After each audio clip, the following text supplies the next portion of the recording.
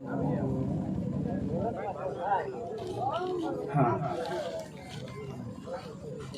थोड़ा खड़े हो गए, थोड़ा स्पर्श करवाइए वहीं थोड़ा। हाँ हाँ हाँ हाँ, मैं थोड़ा देख लीजिए वीडियो। यहाँ वहाँ रख लीजिए तो सर, ये दिक्कत हो रहा है वहाँ रखिए, नीचे रखिए। हाँ, सामान चढ़ाने में दिक्कत हो रहा है, हाँ वहाँ नजदीक रखिए। हाँ वो रखिए। फोटो दावते नहीं थे चैनल रहा था तो सब फोटो। हाँ, अब मिष्ठान है, मिष्ठान के बाद फल होगा, अंग वस्त्र के बाद मिठाई, फल और धातु का जो भी पात्र लाए हैं, बर्तन।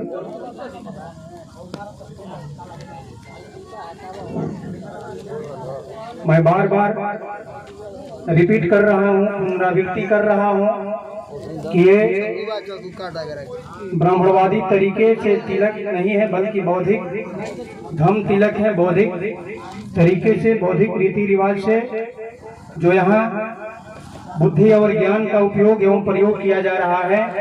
यहाँ गोबर को गणेश मानने की प्रथा नहीं है, क्योंकि दुश्मन हमेशा सदियों से हमको जाहिल, मूर्ख, गंवार, अनपढ़ बनाते आ रहा है और ठगने का काम करते आ रहा है।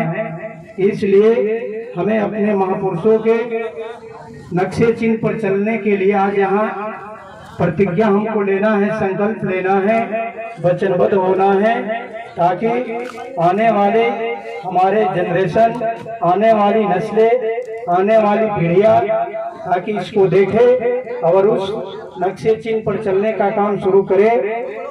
क्योंकि कुछ लोग अपने को परिवर्तन करना नहीं चाहते हैं समय के अनुसार।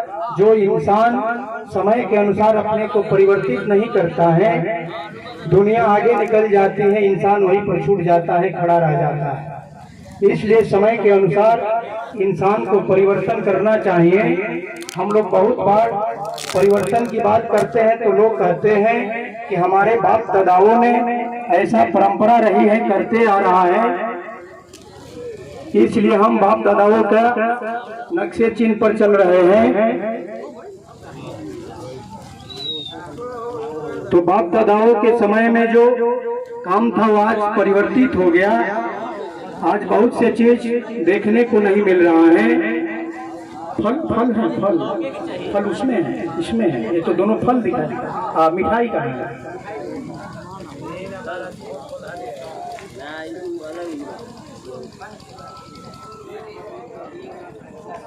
हाँ बाद में बात करें।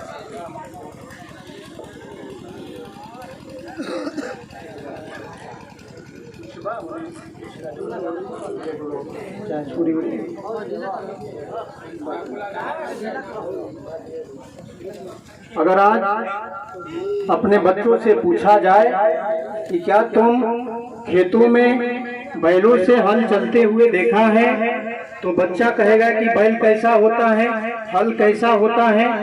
क्योंकि आज बैलों से खेती होना 10 साल 5 साल पहले ही बंद हो गया। अगर आज अपने बच्चों से पूछा जाए कि क्या तुम बैलगाड़ी देखे हो, तो बच्चा कहेगा कि बैलगाड़ी कैसा होता है।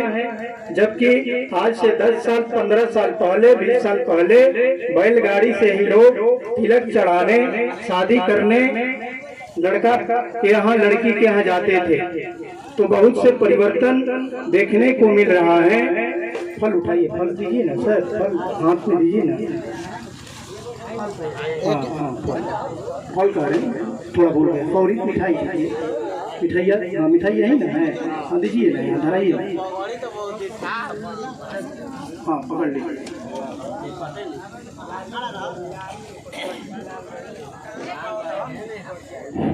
हाँ, हम लोग पहले बचपन में किसी के शादी में जाते थे तो जलपान के समय में लड्डू, खुरमा मिलता था, टिकरी मिलता था।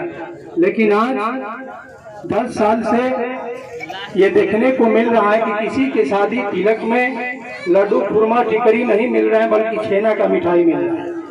साथ में छोला भी बनता हुआ दिखाई दे रहा है, मिल रहा है। इसलिए साथियों परिवर्तन हो रहा है, इसलिए परिवर्तन का हम लोग विरोध न करें, परिवर्तन होने दे, क्योंकि कहा गया है कि परिवर्तन संसार का नियम है, परिवर्तन को कोई रोक नहीं सकता है, जो रोकता है वो खुद रुक जाता है, ठहर जाता है, और परिवर्तन करने वाले लोग आगे निकल जाते हैं।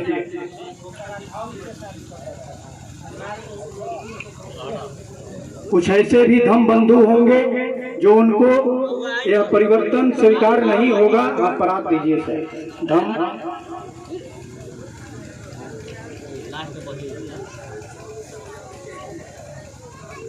ना वो सब बात कैसे पूछें क्या? अच्छा हाँ रुक जाइए सर। हाँ आप थोड़ा चलाइए, रुकिए ना, हटिए, अब हम करवाते हैं, कहिए कि हटना, थोड़ा आगे बढ़िए, थोड़ा वहाँ फूल छोड़िए, थोड़ा आधा फूल छोड़ दीजिए वहाँ। हाँ आधा फूल सर। हाँ दोनों सारा फूल छोड़ दीजिए आप।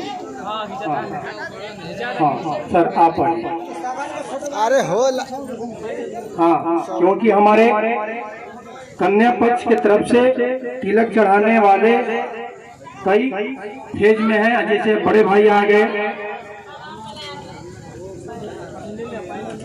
कुछ शेष जो सामान बचा हुआ है अब इनके द्वारा चढ़ाया जाएगा। हाँ सर परात दिया जाएगा।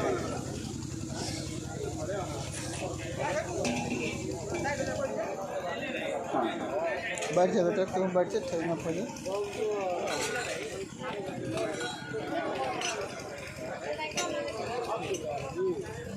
आप संस्कृत भाषा सुनते होंगे।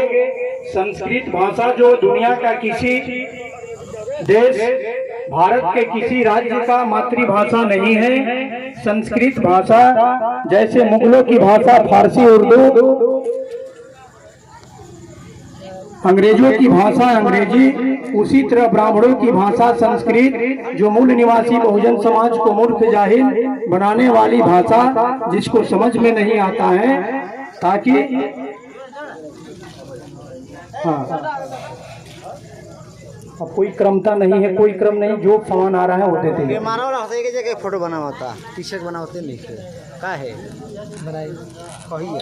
भाषा वो नहीं हो सकती है जिस भाषा को समझने में दिक्कत हो, जिस भाषा को सुनने में आचार विचार एक दूसरे तक पहुंचाया ना जा सके, वो भाषा नहीं है। लेकिन फिर भी हमारी मूल निवासी बहुजन समाज की बहनें, हमारी माँ जब दुश्मन घर में आकर संस्कृत में श्लोक पढ़ता है तो हाथ जोड़कर हमारी महिलाएं, हमारे घर में पीएचडी लोग, डॉक्टर, वकील, प्रोफेसर, इंजीनियर भी होते हैं, वो भी बड़े चाव से सुनते हैं। फिर भी जब समझ में भी नहीं आता है फिर भी सुनते हैं।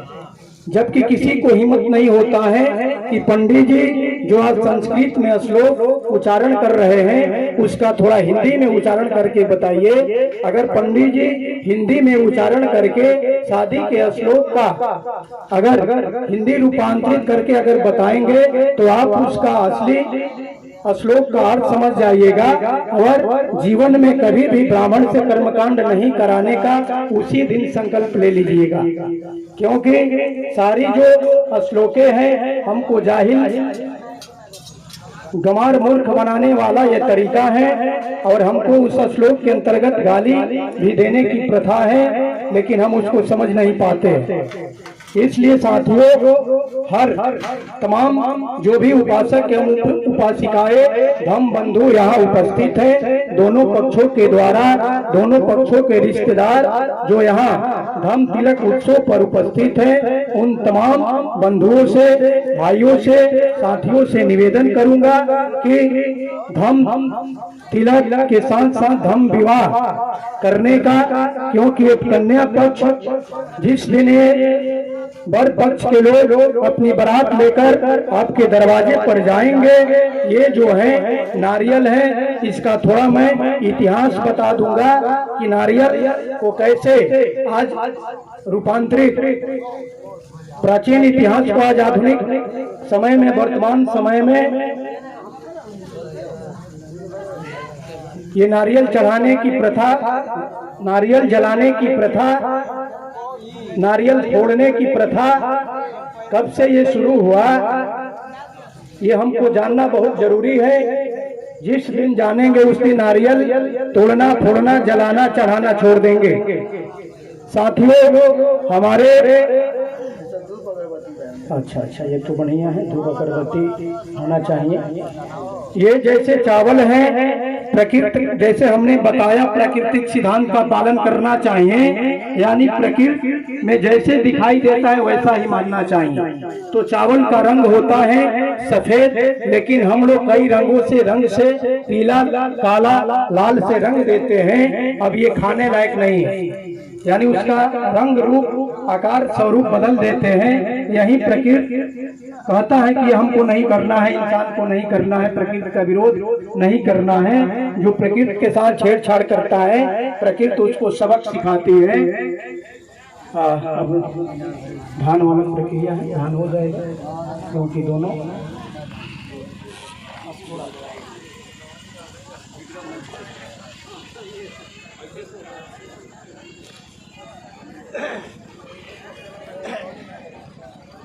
हम लोग थोड़ा आशीर्वाद पकड़ लीजिए, थोड़ा सबको फूल, ये बात सबको फूल, लड़का को आशीर्वाद देने के लिए सबको बांट दीजिए।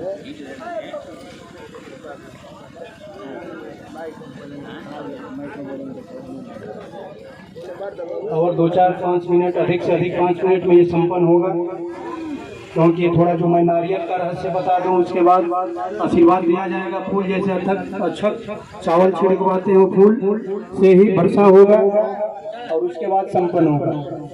बातें बहुत हैं, सारे यहाँ लोग बुद्धिजीवी हैं, अम्बेडकरवादी हैं, किसी न किसी संगठन से जुड़े हुए हमारे युवा साथी, विद्यार्थी, सारे लोग उपस्थित हैं। सारे अपने इतिहास को जानते हैं, समझते हैं और उस पर अमल भी करते हैं, ऐसा मुझे पूर्ण विश्वास है। तो सबसे पहले ये नारियल का इतिहास थोड़ा मैं 1 मिनट में बताना चाहता हूँ कि ये पुष्यमित्र शुंग नाम का ब्राह्मण, जो हमारे मौर्य साम्राज्य का अंतिम शासक बृहद्रथ मौर्य की हत्या करके जब इस देश के शासन प्रशासन का बागडोर संभाला और पाटलिपुत्रा के धरती से ये भागते हुए जब साकेत अयोध्या में पहुंचा, अयोध्या जिसका प्राचीन नाम साकेत है, अयोध्या जो पुष्यमित्र शुंग का द्वारा बदला हुआ नाम है। जैसे आज के तारीख में आदित्य जोगी नाम जो जोगी हैं, कई स्थानों का नाम चेंज किया, उसी तरह साकेत का नाम अपने समय में पुष्यमित्र शुंग ने अयोध्या रखा और एक ऑर्डर निकाला कि जो बौद्ध भिक्षु होता है, बौद्ध प्रचारक होते हैं, जो चीवर में, जो यूनिफॉर्म में, गेरुआ और लाल रंग के वस्त्र में होते हैं, उनका सामूहिक नरसंहार करने के लिए पुष्यमित्र शुंग नाम के ब्राह्मण ने सामूहिक नरसंहार के लिए आदेश निकाला। और आदेश निकालने के बाद सारे लोग लालच में 100 सोने के दिनार के लोभ में सर कलम करना शुरू किया, सर काटना शुरू किया और सर काट कर जब पुष्यमित्र शुंग के दरबार में लाते थे तो उसको 100 सोने का दिनार मिलता था।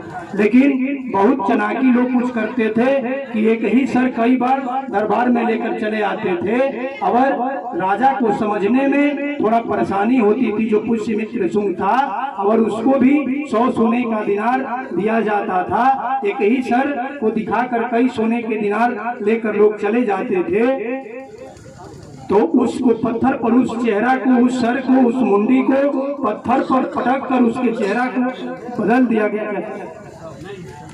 खत्म होने वाला है। और उसी यही सर है हमारे बौद्ध भिक्षुओं का, और इसमें नेत्र हैं, 2 आँख है, अंदर निकालेंगे नारियल जलाने, फोड़ने और जो भी प्रक्रिया है वही ये नारियल है। हमारे पुरखों का यह सर है, जिसमें लाल धागा बांधकर सिंदूर लपेटकर जलाने वलाने की जो प्रथा है वो सब खत्म है। यहाँ बौद्धिक रीति में ये सब नहीं है, इसलिए हम इसको हाथ पर नहीं रखवाए, ये इसको जानना जरूरी है। तो हम लोग अब आशीर्वाद देंगे लड़का को। सारे लोग बोलेंगे पीछे से, भवतु सब मंगलम रखंतु सब देवता सब बुद्धानुभावेने सदा शोधि भवतु सब मंगलम रखंतु सब देवता सब धमानुभावेन सदा शोधि भवतु सब मंगलम रखंतु सब देवता सब संधानुभावेन सदा शोधि भवन्तु ते इच्छितं पथितं तुह्यं क्षिपेमहि समझितु सबे पुरेन्तु चित्त संकंपा चंदो परंतोषो यथा आयु आरोग्य संपत्ति सब संपत्ति में च तपो बिना संपत्ति मिनाते समझतु। हाँ सर, फूल को छोड़ा जाए, लड़का को आशीर्वाद दे। अब हम जयकारी लगाएंगे सारे लोग महामानवों की, महापुरुषों की। पैसा है आपका, थोड़ा हमसे ये भूल हो गया, इसके लिए मैं माफ़ी मांगना चाहता हूँ। पैसा का याद नहीं पड़ा कि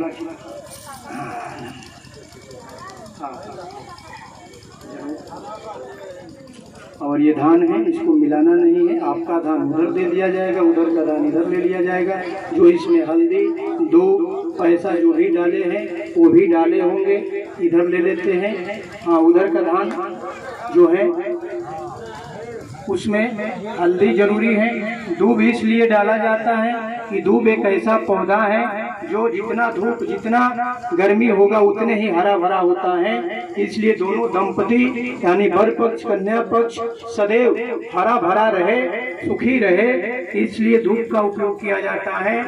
परंपरा से हल्दी जो है, हल्दी तो बहुत फायदेमंद है जीवन के लिए। हल्दी कई बीमारियों को जड़ से मिटाने का काम करती है, इसलिए हाँ। और गुड़ जो है, गुड़ एक ऐसा मिठाई है जो अभी तक शुद्ध है, लेकिन अभी बाजार में शुद्ध नहीं मिल रहा है। जो सीधा जो ईख लोग पेरते हैं वहाँ गुड़ शुद्ध है, बाजार में गुड़ शुद्ध नहीं है। नहीं तो सभी मिठाइयों में गुड़ अगर देखा जाए तो गुड़ भी कई बीमारियों को खत्म करता है और शुगर को भी गुड़ रोकता है। चीनी से ज्यादा फायदेमंद गुड़ है, इसलिए वो जो भी है इधर दिया जाए। उसमें पैसा रख दीजिएगा। इसमें कितना पैसा है? 11 है तो एक निकाल लीजिए, क्योंकि ब्राह्मणों की प्रथा है 11, 21, 51, 101, 501, यानी वो विषम संख्या का उपयोग करता है। वो विषमता, गैर बराबरी हमेशा समाज में बना रहे, इसलिए वो विषम संख्या 10 नहीं लेगा, 20 नहीं लेगा, 50 नहीं लेगा, 100 नहीं लेगा। कहेगा जजमान 1 रुपया निकालिए। तो हमेशा सम यानी हमेशा समानता का व्यवहार वो नहीं रखना चाहता, हमेशा गैर बराबरी, विषमता यानी विषम संख्या। चलिए रहने दीजिए, नहीं मिल रहा है तो छोड़ दीजिए। 20 रुपया उसमें डाल लीजिए। जयकारी लगाएंगे। महामानव तथागत गौतम बुद्ध की, महामानव तथागत गौतम बुद्ध की, संत शिरोमणि रविदास महाराज की, संत शिरोमणि रविदास महाराज की, राष्ट्रपिता साहू जी महाराज की, राष्ट्रपिता ज्योतिबा फूले की, राजर्षि छत्रपति साहू जी महाराज की, राजर्षि छत्रपति शिवाजी महाराज की, राजर्षि छत्रपति शिवाजी महाराज की, भारत लेलिन जगदेव प्रसाद कुशवाहा की, भारत लेलिन जगदेव प्रसाद कुशवाहा की, विश्व रत्न डॉक्टर भीमराव अंबेडकर की, विश्व रत्न डॉक्टर भीमराव अंबेडकर की, उत्तर भारत के पेरियार ललई सिंह यादव की, उत्तर भारत के पेरियार ललई सिंह यादव की, दक्षिण भारत के पेरियार ईवी रामास्वामी नायकर की, दक्षिण भारत के पेरियार ईवी स्वामी नायकर की, राष्ट्रमाता सावित्रीबाई फूले की, राष्ट्रमाता सावित्रीबाई फूले की, त्याग मूर्ति राष्ट्रमाता रामाबाई की, त्याग मूर्ति राष्ट्रमाता रामाबाई की, जननायक कर्पूरी ठाकुर की, जननायक कर्पूरी ठाकुर की, बहुजन नायक मान्यवर कांसी राम साहब की, बहुजन नायक मान्यवर कांसी राम साहब की। साधु साधु साधु।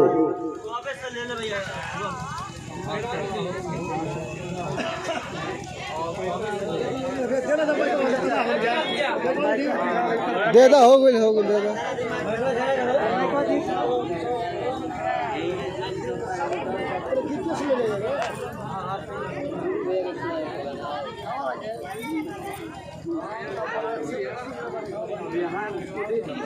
जाने वाला बात नहीं।